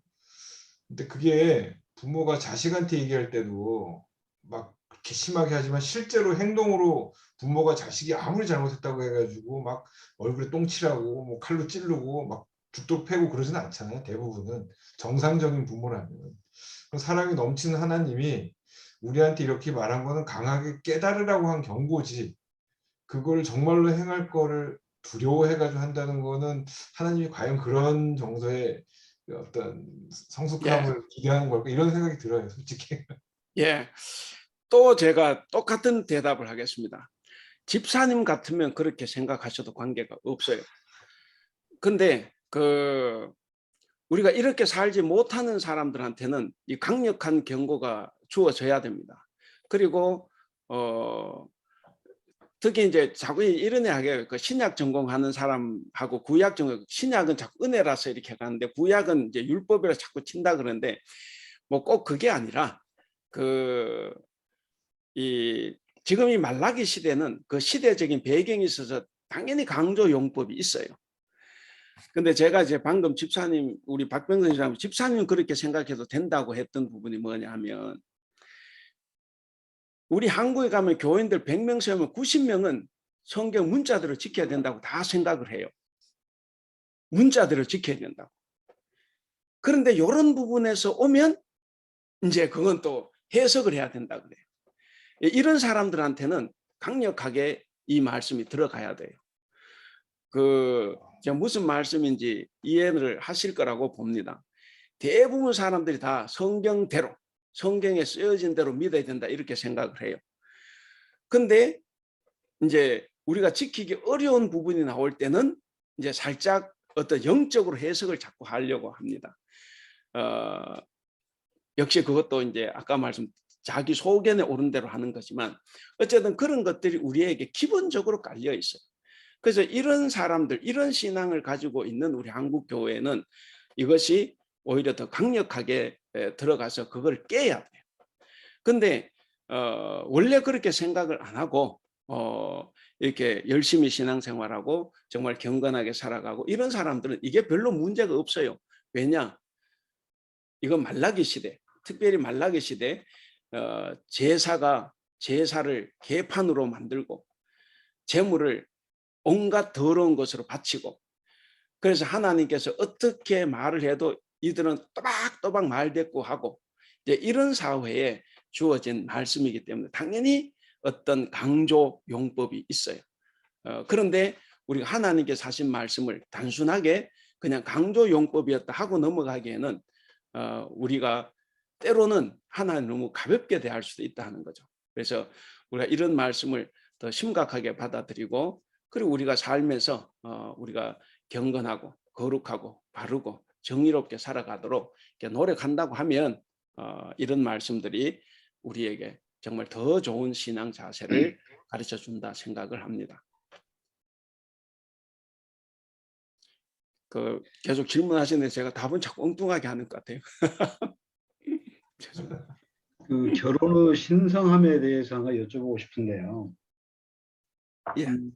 결혼의 어떤 그 신성함, 이거는 뭐 이렇게 이해가 되는데, 지금 2절 11절에 보면 이방신의 딸과 결혼하였으니, 근데 이방신의 딸과 결혼을 했다는 것은 이방신의 딸이 들어오면서 어떤 다른 우상을 데리고 왔다, 그런 측면을 상당히 강조를 해주셨는데, 혹시 그런 측면도 있지만 그거보다는 이미 이방신의 딸하고 결혼을 했다는 얘기는 하나님을 믿는 자로서의 어떤 배신?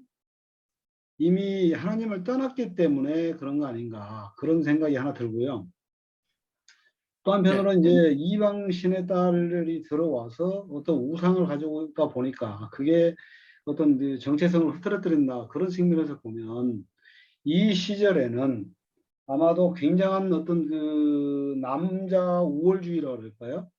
여자들은 거의 그 어떤 인격이나 이런 게 없는 상태에서 소유물처럼 다뤄주지 않았나, 그런 생각을 해보거든요. 그렇다 그러면 여성이 이방신의 딸이 가져와서 어떤 우상을 가지고 왔다, 다른 제기를 가지고 왔다 하더라도 남자들이 어떤 그 올바른 사고방식이나 정확한 그걸 가지고 있다 그러면 충분히 그거를 제재를 해나갈 수 있을 텐데 왜 그러지 않았을까? 그렇다는 얘기는 역설적으로 보면 실제 어떤 전체적인, 표면적으로는 남자들이 세상을 지배하는 것처럼 보이지만 실제로 이 우주를 움직이다 할까요? 이런 부분에서는 여자의 힘이 더 강하거나, 아니면 특히 어떤 종교적인 성향, 지금도 보면 우리 뭐 교회에서도 그런 성향을 많이 보는데, 실제 어떤 종교에 몰입하는 어떤 빈도랄까, 그 가중치가 남자들보다 여자들이 훨씬 강하다 보니까 그거를 예방 차원에서 그래 하는, 이게 좀 뭔가 얼른 정립이 잘 안 되거든요. 조금. 네.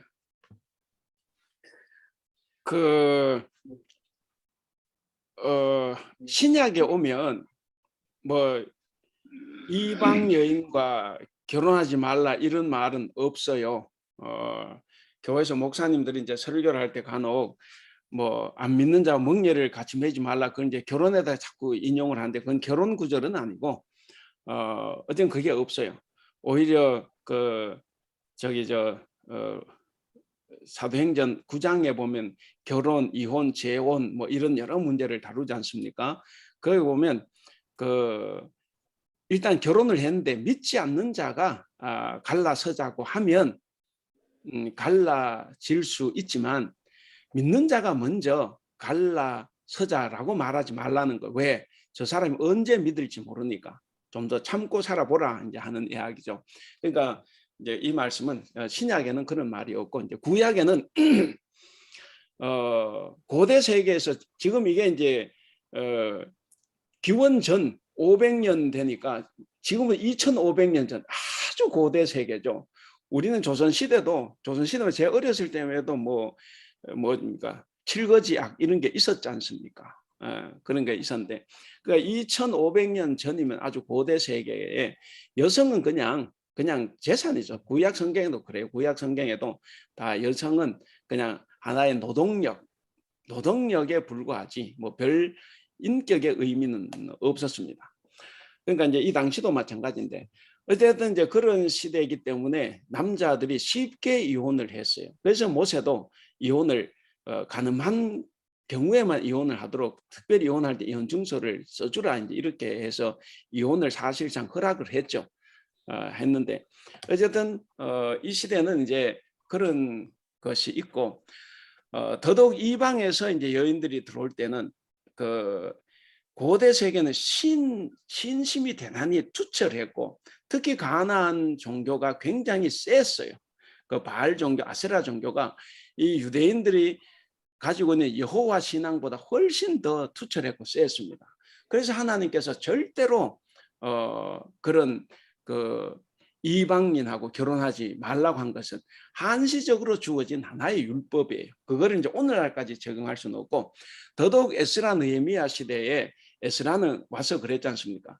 강제 이혼은 아니지만 이방 여인하고 결혼한 사람 다 조사를 하고 스스로 이렇게 이혼하도록 해서 다 이혼을 시켰고 이 에스라 느헤미야 시대와 거의 뭐 차이가 안 나는 게 지금 이 말라기 에스라 그 뭐죠? 학개서가 말락입니다. 이 시대는 또 그게 필요했어요. 왜냐? 너무 이렇게 그 이방에게 짓눌려 있고 여러 가지로 이제 민족의 정체성 어떤 거 지킬 수가 없는 시대였어요. 그렇기 때문에 이방 여인과 결혼하는 것을 금했다. 그래서 여기 나온 것처럼 그런 걸 하다 보니까 이제 자기 동족 아내를 너무 이제 힘들게 하고 그래서 이런 것이 이제 그 지나가면서 조금 후대에 가면 이제 다른 것이 나와요. 그래서 이제 요나서가 나오고 그리고 룻기가 나옵니다. 그 룻기의 룻은 이방 여인이잖아요. 요나서는 하나님께서 너희들이 제일 싫어하는 아시리아 수도 니느웨로 가서 구원하라는 거죠. 그래서 왜 또 이런 반대의 성경책이 나오냐 하면 한 시대에 주어진 이 국수주의 같은 이런 것이 계속되면 이스라엘이 세계 속에서 망해버릴 수가 있어요. 그래서 이제 후대에 깨어있는 어떤 사람들이 예언자들이 이제 다시 하나님은 만인을 위한 하나님이다라고 또 넓게 펼치는 거죠. 예, 그래서 어쨌든 여기서 이 시대에 가장 중요했던 것은 이방 여인이 들어올 때는 반드시 우상을 가지고 들어온다. 그래서 그렇고 다만 말라기에서는 우상의 염려보다는 그것보다는 말라기는 동족 여인 어려서 맞이한 아내를 학대하고 이렇게 내쫓는 것 여기에 대해서 이제 말라기는 반발을 하는 거죠. 요 부분이고 그래서 이제 그런 이야기라고 볼 수가 있습니다. 여기 보면은 이제 오늘 뭐 말라기 구조에 대해서 이제 뭐 여섯 가지 중에서는 1, 2, 3, 4번까지를 한 것 같은데요. 그 중에 이제 제일 귀에 들어오는 게 성전문을 닫았으면 좋겠구나 이 말씀에서 말씀하실 때에 그 리더자들, 제사장 여기를 중요하다고 말씀을 하셨잖아요. 그런데 이 책을 보면서 제가 느낀 게 뭐냐면 밑에 결혼의 신성함을 지키라도 구체적으로 어떻게 하라고 나오고 이런 것도 구체적으로 나오는데 지도자의 말에 대해서는 구체적으로 뭐 그런 하라는 말이 없고 그냥 무시하였고 뭐 이렇게 뭐 그렇게 하는 것밖에 안 나오니까 조금은 여기에 대해서 뭔가 구체적으로 사실 제가 생각해도 저도 이제 나이가 뭐 50세 넘었으니까 사람대로 보면은 내가 먼저 잘해야 되겠는데 라는 생각이 조금 많거든요. 그러면 어떻게 잘해야지 라고 생각을 했을 때 막연한 생각이 들 때가 많고 그냥 말씀대로 살면 되지 그 말씀이라는 것도 굉장히 막연한 말인데 여기서도 마찬가지로 우리가 말하는 교회 말하는 목사님, 장로님들 죄송합니다. 장로님들, 안수지도 이런 위에 이제 그 지도자라고 하는 리더자라고 하는 사람들이 해야 될 그런 어떤 좀 더 구체적인 그런 말씀들이 좀 있었으면 좋을 것 같습니다.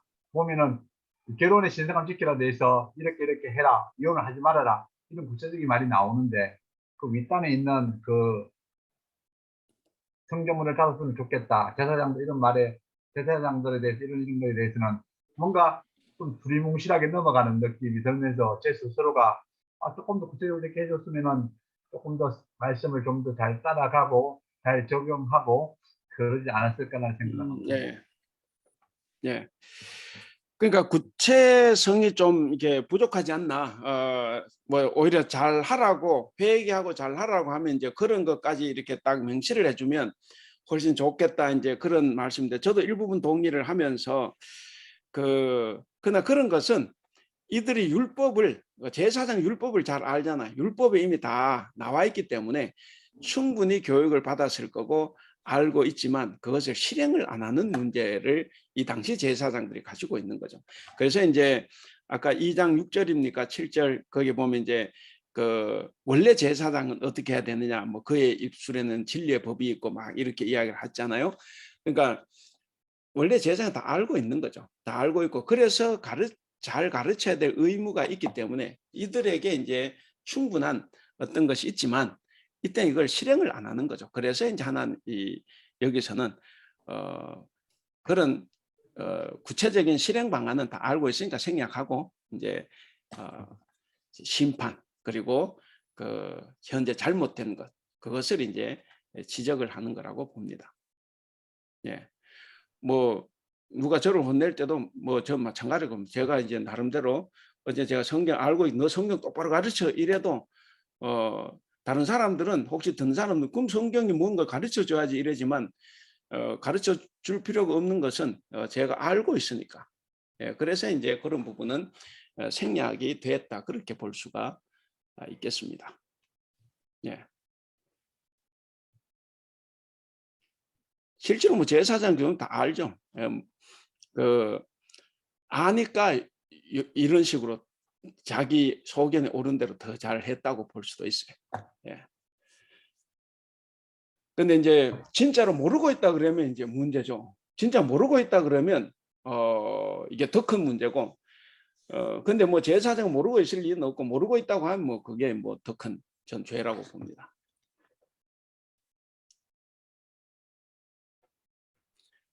예, 우리 박주원 집사님 잘 계세요? 요즘 많이 머리가 아프실 것 같은데. 머리 아파요. 예, 머리 아픈데 공부까지 하시느라고.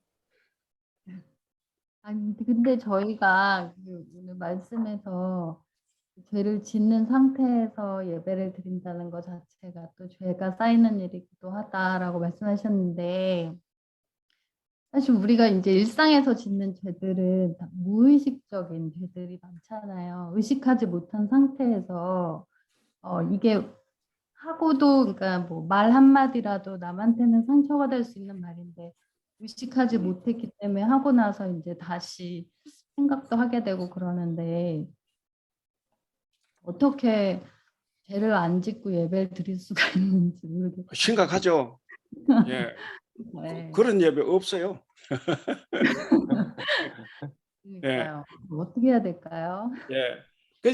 그래서 이제 이제 계속 나온 질문 사실 비슷하다고 저는 보는데 우리 잘 생각을 해야 됩니다. 그래서 이 배경이 중요해요.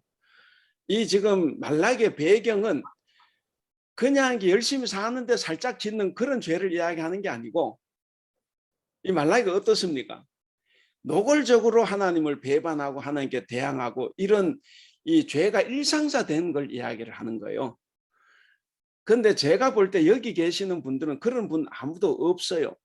그러니까 그런 걱정 안 해도 다만 제가 이제 계속 말씀을 드리면서도 이게 성경 말씀이기 때문에 우리가 경각심은 가지고 우리가 읽자하는 거지. 지금 이 시대 속에 있는 죄송합니다. 저도 이 시대 제사장들처럼 제가 지금 그렇게 악하지 않다고 저는 봐요. 제 스스로도 죄송합니다. 그러니까 여러분들도 마찬가지. 지금 이 말라기는 그 시대 배경이 있어요. 그 시대 배경 속에서 이제 그런 이야기가 나왔지. 지금 우리 상황에서 여러분들 상황에서 그런 죄까지 막 이렇게 하라는 그거는 아니에요. 말라기를 보면 아시잖아요. 아주 노골적이고 아예 대놓고 하나님 무시하는 이런 것. 자기들이 죄를 지으면서도 죄를 안 지었다고 할 만큼 완전히 죄에 빠져 있는 그 시대 배경을 가지고 있다 하는 거죠. 그래서 여러분들은 그렇게 염려를 안 하시고 다만 여기에 나오는 교훈은 그래도 우리가 잘 새기고 살아가자 그거죠. 예, 걱정을 안 하셔도 됩니다.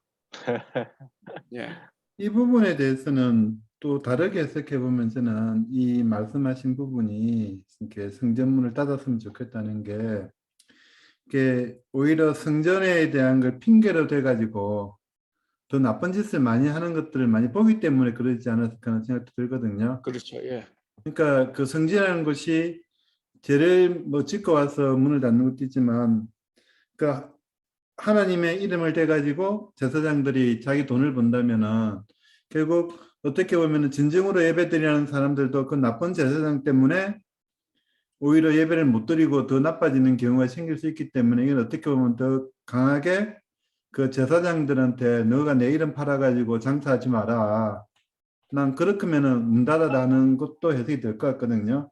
예, 사실은 이것도 지금으로 해석해 보면은 많이 볼 수 뭐 이야기할 수 있는 게 교회 이름 달고 개인의 이익을 취하거나 하는 것에 대한 경고는 사실은 지금도 있다고 보거든요.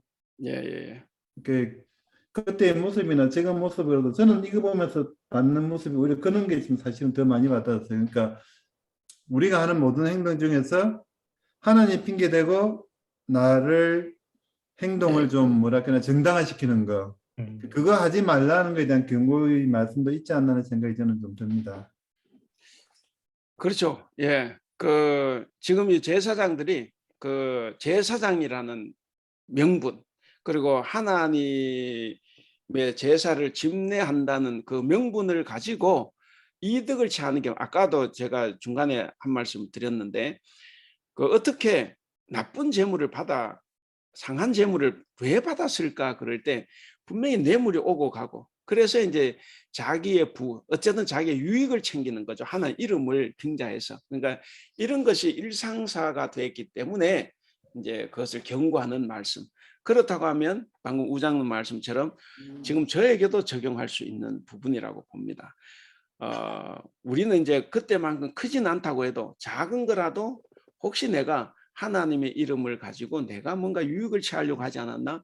그건 이제 우리가 한번 돌아볼 수 있고 실제로 한국에 가면 뭐 저는 그런 거 저는 많다고 봐요.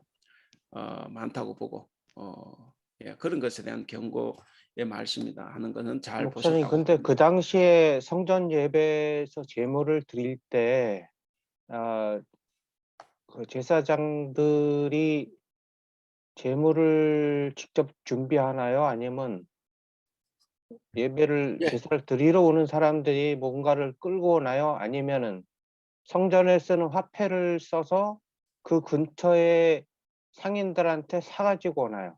예. 일단 재물은 기본적으로 본인들이 가지고 오죠. 본인들이 이제 가지고 오고 다만 이제 신명기 말씀처럼 행로가 멀어서 이제 예를 들면 뭐 서울인데 저기 당장 뭐 수원만 해도 옛날에 그까지 걸어서 이렇게 뭐 염소 끌고 못 오잖아요. 그러니까 이제 돈을 가지고 와서 성전에서 사요. 성전에 사는데 재물이 정한 거냐 부정한 거냐 판결은 제사장이 합니다. 그 판결을 제사장이 하기 때문에 거기서 돈이 많이 오고 갈 수가 있어요. 그러니까 이제 하여간 정결 부정 이거는 제사장만 판단을 해요. 예, 그래서 뭐 자기 집에서 재물을 가지고 왔더라도 제사장이 이건 부정하다 이래버리면 못 바쳐요. 그러면 이제 그걸 팔고 다른 걸 사야 돼. 사야 되니까 거기서 이제 상인들하고 또 결탁도 되죠. 제사장이. 그래서 이제 돈을 벌고 하는 건데 어쨌든 본인이 가지고 온다. 근데 행로가 멀어서 그 재물을 못 가지고 오면 산재물 못 가져오잖아. 그럼 이제 돈을 가지고 와서 거기 와서 산다. 어쨌거나 본인 집에서 가지고 오든 거기서 사든 최종 정결 부정결 판정은 제사장이 한다. 예, 그래서 제사장의 권한이 막강하죠. 그래서 이제 아까 우장로님 비슷하게 말씀하셨지만 이제 거기서 이제 뇌물이 저로 오고 가고 그러다 보면 이제 도둑질한 것도 아까 도둑질한 것도 있었다 그랬지 않습니까? 도둑질한 것도 눈 감아주고 그냥 돈 좀 더 받고 말고 하는 것. 예, 그래서 이제 당시에 제사가 굉장히 문제가 많았다는 거죠. 어떻게 보면은 이게 그 예수님의 그 성전 그 사건하고도 약간 비슷한 느낌을 주는 것 같아요. 예. 성결 그걸 하면서 내 집에서 장사하지 말라고 하는 이 구절이나 예. 거의 비슷하죠.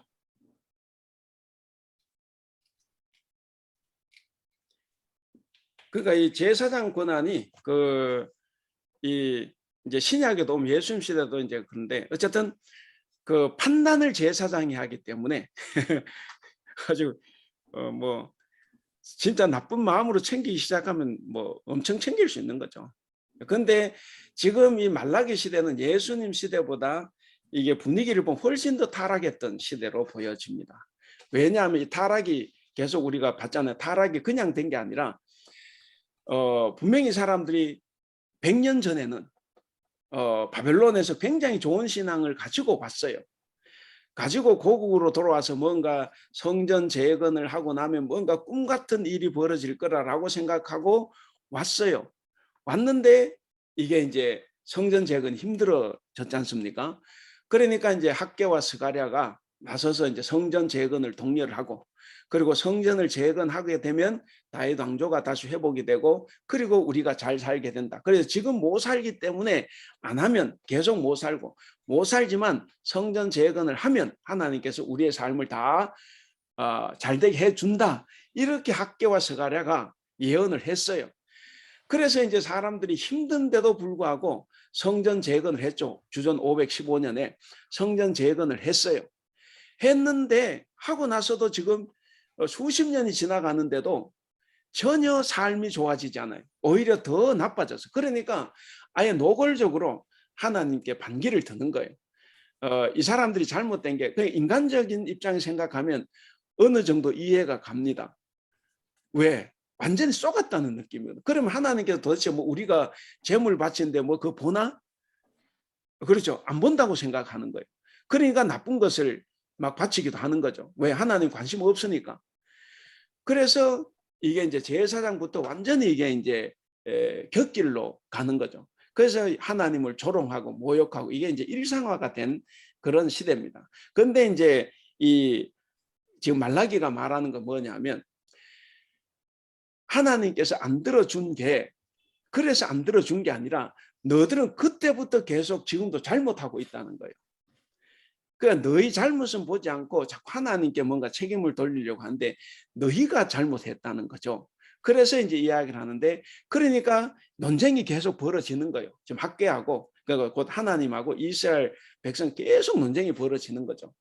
어쨌든 그런 그 배경 원인 때문에 이 사람들이 정말 노골적으로 잘못 가고 있는 거라 인간적인 입장에서 생각하면 사실 저도 그 시대에 살았으면 저러지 않았을까 하는 생각도 해보고 왜냐? 하나님 아무런 관심을 안 가져주는 것 같으니까. 우리도 살아가면서 그런 거 느낄 수 있지 않습니까? 힘들고 어려울 때 내가 이렇게 열심히 기도하는데 하나님 좀 들어주시면 좋은데 이런 건데 근데 이제 신앙이 완전히 성숙하고 도가 터지면 어떻습니까? 안 들어줘도 관계가 없어요. 나는 여전히 하나님을 사랑하고 하나님을 믿어요. 그 신앙에 전혀 변동이 없습니다. 그러나 그거 안 들어줘도 관계가 없고 난 내 할 일 열심히 한다. 이렇게 저는 생각을 하지만 근데 이제 어쨌든 그 당시 사람들은 하나님께 배신당했다고 먼저 생각을 한 거예요. 그래서 이제 이런 일이 벌어져서 그래서 지금 여기서 계속 논쟁을 하는 거죠. 예. 그래서 그런 죄들이 있기 때문에 아까 이제 우리 박주원 지사님 질문하셨을 때도 우리가 여기서 지금 하는 이런 그런 마음의 어떤 그런 죄 그게 아니고 여기는 굉장히 큰 노골적인 범죄가 있었고 그걸 이야기하는 거예요. 예. 예. 우리 뭐 마칠까요? 우리 강연빈 집사님이나 전진우 집사님 뭐 하실 말씀 없어요? 없으면 마칠까요? 저 목사님 질문이 있는데요. 여기 이 시대가 이게 말라기 상황이라서 이제 조금 이제 뭐 좀 극단적인 상황일 수도 있는데 그 오늘날 우리 시대에 적용해 보면 우리들도 이제 일주일 동안 살아가면서 무의식적으로나 의식적으로나 이제 그 짜잘하게 짓는 죄들이 많잖아요. 또 혹은 또 이제 형제들이나 자매들 사이에도 좀 불화나 이제 조금 서로 막 싸우고 다투고 그런 상황이 많잖아요. 이제 그렇게 막 싸우고 또 죄도 많이 짓고 했는데 이제 주일날 와서 이제 교회 와서 주님께 예배 드리면 그 사실 우리들의 마음속에는 조금 막 좀 그 불편하고 막 힘들고 막 이런데 그런 상태에서 하나님께 예배 드리면 하나님께서 우리의 진정한 예배를 정말 받아주실까? 정말 전 약간 그런 의문이 좀 들거든요. 그 네 말 속에 대답이 다 나왔어. 네 마음이 불편하다며. 그러면 그 불편함이 예배가 지금 잘못되고 있는 거지. 그러니까 이제 그런 마음이 정말 나에게 들고 그러면 뭐 원수지간도 아닌데 교회 오기 전에 사과하고 일단 네. 받아주고 안 받아주고는 상대방 마음이지만 나는 일단 진심으로 사과를 하고 그렇게 오면 좋은 거지. 그러니까 뭐 그래 내가 볼 때 네 말 속에 다 답이 다 있었고 근데 이제 그렇게 싸움해 놓고도 아무런 뭐 잘못된 생각도 없이 와서 한다. 싸움을 몰라. 뭐 서로 어떻게 싸우는지 모르지만 우리가 뭐 일상적으로 뭐 형제 간에 싸우는 그것까지 다 하나님께서 이 재고 계시지는 않는다고 봐. 아, 진짜 형제간 싸우는데 뭐 칼부림이나 하고 그랬으면 이게 뭐 되지만 아니 뭐 부부 간에도 뭐 아침에 뭐 이렇게 막 험한 소리하고 나올 수 있는데 그러니까 어쨌든 하나님께서는 우리의 정결한 예배를 원하지만 그렇다고 해서 우리의 모든 것을 감시하고 계산하는 분은 아니다. 그렇기 때문에 혹시 마음이 불편하더라도 예배는 기쁜 마음으로 하고 그리고 내가 예배 전에 좀 불편한 게 있었고 그럼에도 불구하고 내가 기쁜 마음으로 예배했으니까 하나님께 죄송하지. 그럼 예배 마치고 집에 가서 사과하고 그렇게 하면 되겠지. 하나님이 뭐 그런 것 가지고 일일이 다 간섭하고 그러지는 않는다고 봐. 음. 알겠습니다. 너하고의 대답이야. 시간이 다 돼서 그 다음 주에 질문을 드릴까 하는데 일단 질문만 먼저 드리고 답변은 다음 주에 좀 들으면 좋을 것 같습니다. 조금 되게 다들 진지하게 질문을 해주셔서 제가 약간 엉뚱한 질문이라서 할까 말까 좀 생각을 하고 있었거든요. 이 성경 내용을 보니까 대제사장이 이제 뭐 성스러운 거냐 아니면 이 제물이 좀 불경스러운 거냐 이런 것도 판단을 하고 다음에 이제 뭐 제물을 드리려고 제물을 드리러 온 사람이 그 성전에서 이제 제물 드릴 거를 사가지고 제물을 드리는 거 준비하기도 하고 이러는 걸로 보면은 그때 당시에 이 성전에서의 대제사장 역할이 되게 막강한 것 같은 느낌이 좀 들거든요. 구약 시대 때 대제사장 제도가 어떻게 운영이 되고 어떤 권한을 갖고 있고 어떻게 이런 사람들을 선출을 했는지 이런 것도 그 역사 기록이나 정보 같은 게 있나요? 되게 궁금해가지고요, 저는. 예. 그럼 제가 다음 주에 그 대답을 하고 그건 대답은 시간이 가니까 제가 뭐 자료를 만들어서 제가 올리겠습니다. 네. 다음 주 질문이잖아요. 다음 주 넘어가겠습니다. 감사합니다. 네. 뭐 엉뚱한 질문은 우리 박병선 씨가 늘 하신다고 하니까 괜찮아요. 예. 그럼 마칠까요? 마치겠습니다. 네. 오늘이 가장 뜨거운 대화가 있었던 것 같습니다. 감사합니다. 우리 기도하고 마치겠습니다. 기도하겠습니다. 사랑이 많으신 우리 하나님 아버지 은혜를 감사합니다. 오늘도 우리에게 이 귀한 시간을 허락하여 주셔서 말라기를 통해서 우리의 신앙의 모습을 한번 돌아보게 하신 것을 감사합니다. 하나님 그 시대의 상황을 보며 또 우리 시대의 우리의 모습을 보면서 우리가 하나님 앞에서 어떻게 살아가는 것이 정말 경건한 삶이고 어떻게 주님을 예배하는 것이 아름답고 거룩한 예배인지를 우리가 이 시간을 통해서 조금이라도 깨달은 것이 있으면 그 깨달은 것을 삶에서 실천하며 살아갈 수 있도록 주님 도와주시옵소서. 이렇게 아멘. 늦은 시간까지 함께한 우리 모든 성도들께 은혜를 베풀어 주시고 앞으로 주님 말씀을 하나님 나의 삶의 좌표로 삼고 오직 말씀대로 살아가는 우리 모두가 되게 하여 주시옵소서. 아멘. 오늘 또 함께 해주신 것을 감사하며 우리 주님 예수님의 이름으로 기도하옵나이다. 아멘. 아멘. 감사합니다. 수고하셨습니다. 수고하셨습니다. 수고하셨습니다.